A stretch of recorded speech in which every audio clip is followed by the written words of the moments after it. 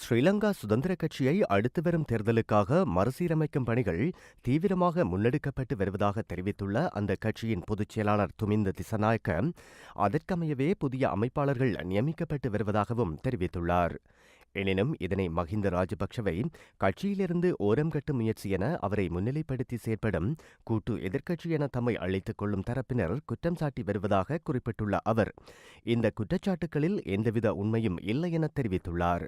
ஸ்ரீலங்கா சுதந்திர கட்சியின் 65வது ஆண்டு நிறைவு கொண்டாட்டங்களை கூட்டு எதிர்க்கட்சியினர் பகிஷ்கரித்த போதிலும் கட்சியின் ஆதரவாளர்கள் பெருமளவில் கலந்து கொண்டு கட்சிக்கான ஆதரவை தெரியப்படுத்தியிருந்ததாகவும், அதன் மூலம் எந்தவொரு தனிப்பட்டவர்களின் பின்னாலும் மக்கள் இல்லை என்பதை உறுதிப்படுத்தியுள்ளதாகவும் அவர் கூறினார்.